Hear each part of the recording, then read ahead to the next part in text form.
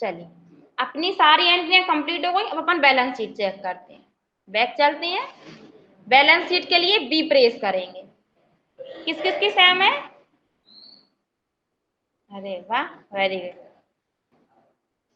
अच्छी बात है, अधिकतर स्टूडेंट की सेम है। तो next upon profit and loss देखते हैं। प्रॉफिट एंड लॉस किस किस का सेम है? अरे यहाँ देखिए हमने क्या पूछा है। ठीक है, तो जिन स्टूडेंट ने हाथ ऊंचे नहीं किए हैं कृपया कर उन सभी से विनती है कि उन्हें नहीं आ रहा हो तो वो पूछ लीजिए, जो भी नहीं आ रहा हो। ठीक है, और जो हम क्वेश्चन देंगे उन्हें सॉल्व करने की कोशिश कीजिए। ठीक है, चलिए अब जैसे कि हम यहाँ पे DAL प्रेस करते हैं और यहाँ पे हमने जो माल बेचा है, सेल्स किया हुआ है, कौन सा, कैश वाला ले लेते हैं। इस पर अपन नरेशन ऑन लिख देते हैं। हमने बोला था DAL से आप वाउचर एंट्री देखती हैं तो उन्हें आप उसमें एडिटिंग भी कर सकते हैं। जैसे अपन ने यहाँ पे अभी क्या नहीं लिखा था, नरेशन। अब अपन नरेशन ऐड करना तो अपन यहाँ पे नरेशन लिख देते हैं, be goods sold on cash, ये आएगा। एंटर करके सेव कर देते हैं। अब हम पेज फिर से एंटर करते हैं। ठीक है, अब हमें इसका प्रिंट आउट निकालना है इस एंट्री का।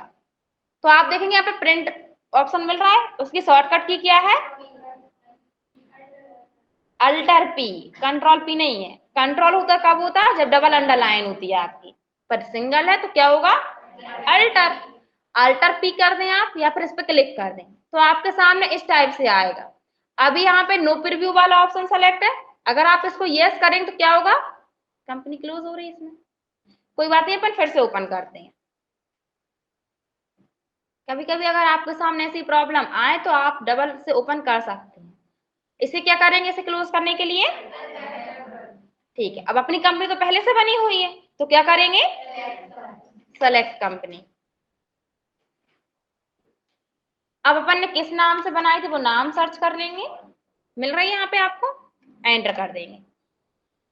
DAL प्रेस करते हैं, देन अपन इसके बाद यहाँ पे सेल्स वाउचर सेलेक्ट करते हैं एंड एंटर, और कैश वाली एंट्री यही थी। अब अपन यहाँ पे प्रिंट लेते हैं।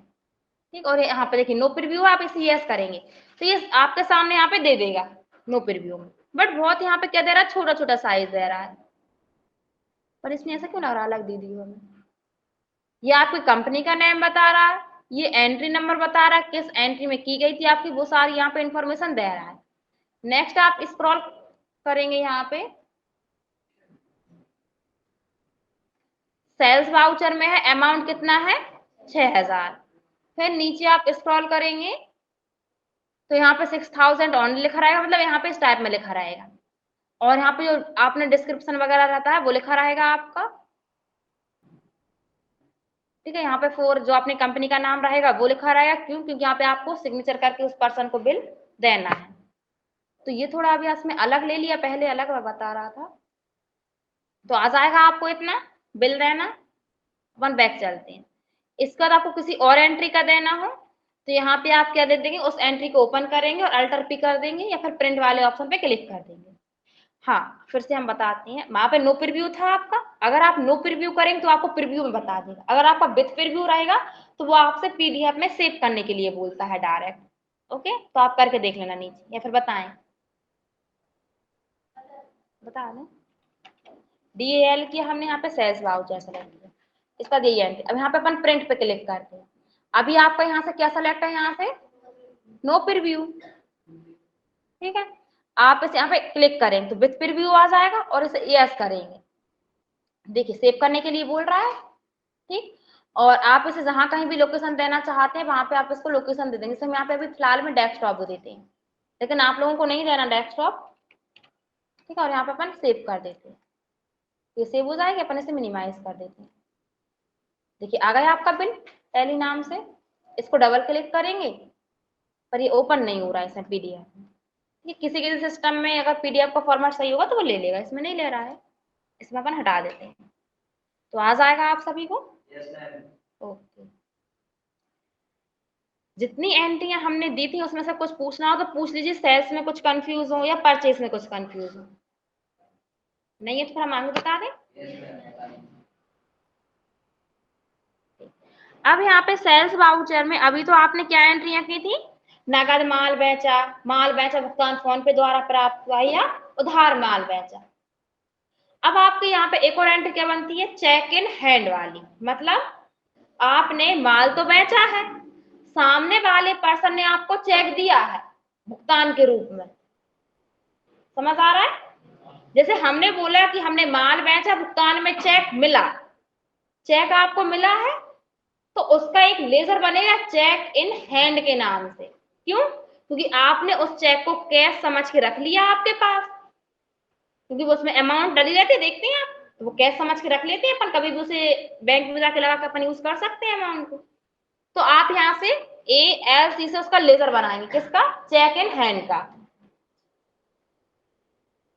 Check in hand account, enter, enter अलाइज, सॉरी अंडर में ये कहाँ जाएगा, कैश इन हैंड। क्यों, क्योंकि कैश समझ के आप उसको अपने पास रख लेते हैं। जैसे हम आपको चेक देंगे, ठीक है, जैसे हमने आपसे कुछ माल खरीदा है और हम आपको चेक देंगे, तो वो चेक आप अपने पास रख रहे हैं अभी, जब आप अपने पास रखते हैं तो ये चेक इन हैंड के नाम से लेजर बनेगा और आपने उसको कैश समझ के रखा हुआ है, तो अंडर में वो कहाँ जाएगा, कैश इन हैंड में, और एंटर करके उसे सेव कर देंगे। अब अपन बैक चलते हैं, वाउचर एंट्री करने के लिए भी प्रेस करेंगे तो वो आपके सेल्स वाउचर में ही एंट्री होगी, एंटर। तो यहाँ से क्या बता रहा है आपको, डेबिट क्रेडिट, तो क्या करेंगे F12, यहां से अपन इसको नो कर देंगे, एंटर, कंट्रोल A। तो बाय में क्या आएगा अब आपका, चेक इन हैंड, क्योंकि चेक आपको मिला है तो वो तो आपने कैश समझ के रख लिया, तो चेक इन हैंड आ जाएगा इसमें। एंड कितने रुपए का मिला है अब आपको चेक, वो अमाउंट डालेंगे आप, जैसे मान के चलिए आपको 5,000 रुपए का चेक मिला है, ठीक है, एंटर।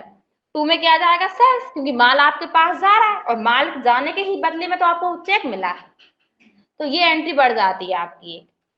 इसका क्वेश्चन किस टाइप से रहता है आपका, माल बेचा भुगतान में चेक मिला, वो अमाउंट जो रहेगी वो अमाउंट बोल देते हैं, तो आपको फिर चेक इन हैंड के नाम से लेजर बनाना रहेगा,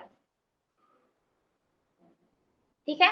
अब दूसरा क्वेश्चन क्या आता है इसी में, माल बेचा भुगतान में चेक मिला, चेक को बैंक भेज दिया। जैसे मान के चलिए हमने माल बेचा, ये सामने वाले ने हमें चेक दे दिया, ये चेक है मान के चलिए, अब इस चेक को अगर हम अपने पास रख लेते हैं, बैंक में जमा नहीं कर रहे हैं, क्या कर रहे हैं, हम अपने पास ही रख रहे हैं इसको, तो क्या एंट्री होगी, चेक इन हैंड वाली, ठीक है। और अगर हमें जिस पर्सन ने भी ये दिया है चेक और हमने इस चेक को बैंक भेज दिया, तभी जब उसने हमें दिया और हमने इसको बैंक भेज दिया उसी दिन, तो फिर क्या आएगा आपका, बैंक, बाय में बैंक टू सेल्स, फिर एंट्री क्या होगी हम बताते हैं, एंटर। क्वेश्चन है आपका, माल बेचा भुगतान में चेक मिला और चेक को बैंक भेज दिया, तो बाय बैंक टू सेल्स, क्यों, क्योंकि बैंक में जा रहे हैं आपको रुपए, तो यहाँ पे क्या आ जाएगा, बैंक, जो कि अपना पहले से लेजर बना हुआ है, एंटर। कितने रुपए का चेक मिला था आपने और उसको बैंक में जमा कर दिया, तो वो अमाउंट आ जाएगी, एंटर, टू में सेल्स आ जाएगा, ठीक है, एंटर करके इसको सेव कर देंगे तो आ जाएगा आपको। अगर आपके क्वेश्चन में होता है कि माल बेचा भुगतान में चेक मिला, तब आपको चेक इन हैंड का लेजर बनाना है, और अगर आपका क्वेश्चन होता है कि माल बेचा भुगतान में चेक मिला, चेक को बैंक भेज दिया, तो बैंक आ जाता है आपका, ठीक है, आ जाएगा आप सभी को। तो आपको अभी हमने सेल्स वाली एंट्री बता दी और परचेज की बता दी, तो आप इतना करना, बाकी अपन नेक्स्ट क्लास में करेंगे।